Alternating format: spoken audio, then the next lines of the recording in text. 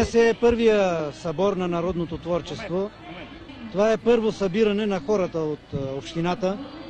Това е практическия резултат след Юлския пленум, когато се обединиха 3 общини и то на равностойни начала. Но най-голямата гордост на Петричката партийна организация са хората. Вижте ги.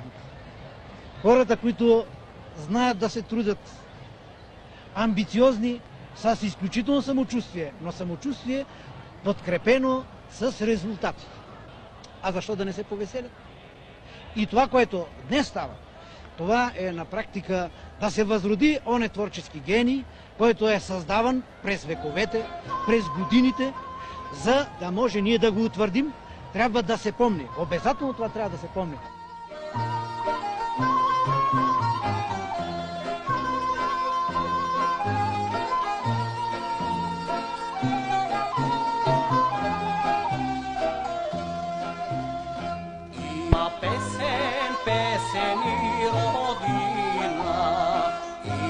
Песен в моето сърце, има песен южен край градина, що мене винаги зове, що мене винаги зове. Петрич, Петрич, чуден южен край, свита родна бащина земя.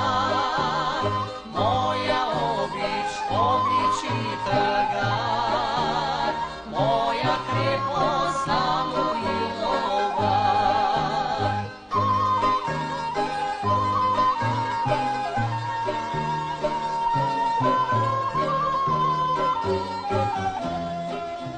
Стопли сълзи ти си напоена, грабена си цели векове, но не падна никога на колене и духът ти никой не сломи, и духът ти никой не сломи. Петрич, Петрич, чуден южен край, свита родна бащина земя, моя обич, обич и тъга.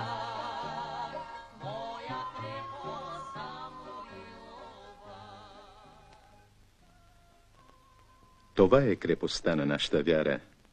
Една земя на север и на юг. За някои тя може да е стара, но непревзета ще остане.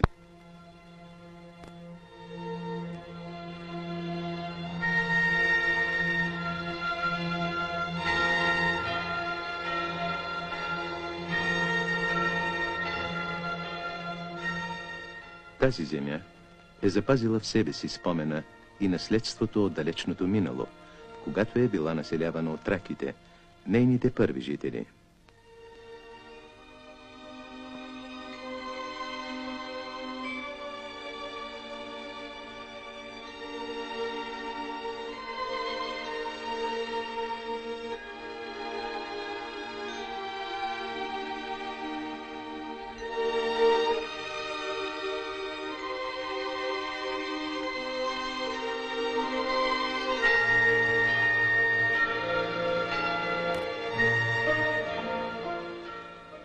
Древният тракоримски град Петра оставя името си. Оцелелите след пожара жители, заедно с заселващите се славяни, поставят началото на днешен Петрич.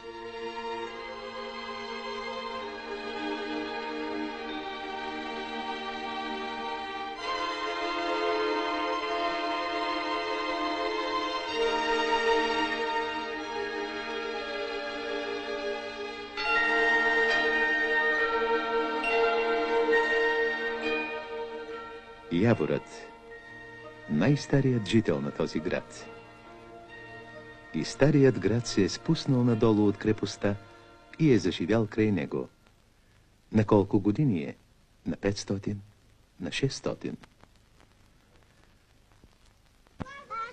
А ето и най-малките петричани.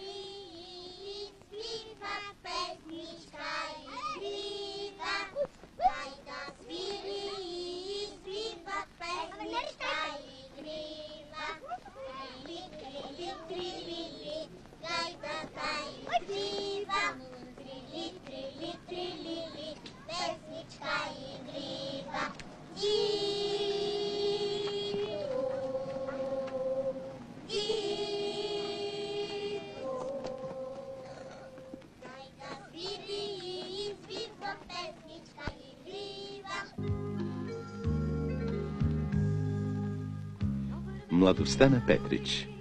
Те ще живеят и творят през 21 век. Уроците, трудът, вечните човешки тайни на чувството, наричано любов.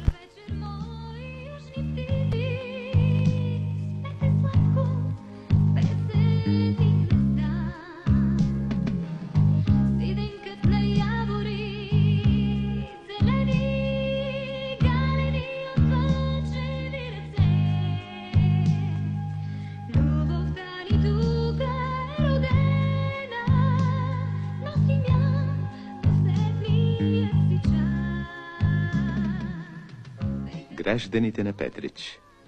Улисани в своето ежедневие, загледани в своето бъдеще.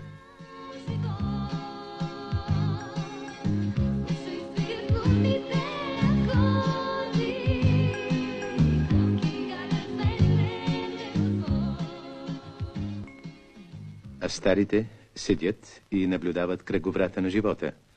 Те са в края, замислени за началото, отпиващи синджирлията македонско кафе.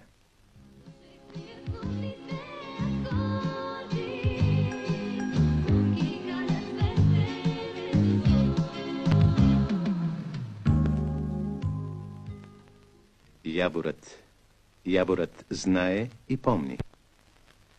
1919 година, 19 февруари. В полумрака на една от стаите на старата пощенска станция в подножието на Беласица, група будни граждани, вдъхновени от идеите на марксизма-ленинизма и победния ход на Великата октомврийска социалистическа революция, полагат основите на Петричката партийна организация.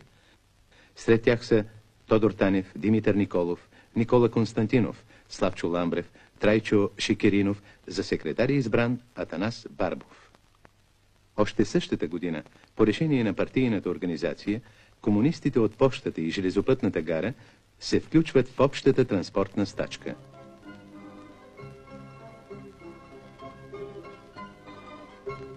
Работнически вестник пише: в Петрич бе организирана и проведена първомайска манифестация, която приветства идещото тържество на комунистическия строй. 1920 година. Образуване Младежки комунистически съюз и Комисия за работа сред жените. Петричките комунисти изпълняват своя интернационален дълг.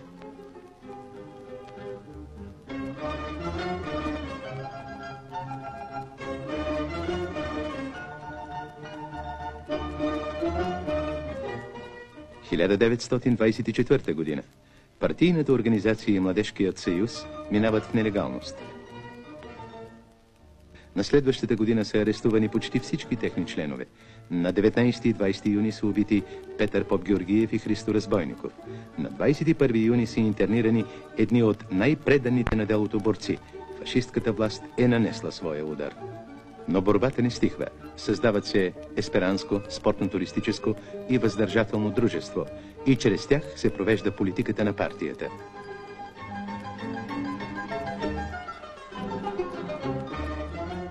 В 1931 година бележи нов революционен подем. Възстановява се Петричката партийна организация. В чест на 15 годишнината на Октомврийската революция на покрива на гимназията е издигнато червено знаме. 1936 година. Стачка на петричките тютюноработници. Същата година се създава Работническият младежки съюз. Петрич взима участие и в Соболевата акция. 1942 година. Арестувани са членовете на партийното и ремсовото ръководство и голяма част от комунистите. Осъдени на затвор са Ангел Стоев, Стоян Киряков, Стоян Богоев, Петър Калайджиев, Иван Гонов, Стефан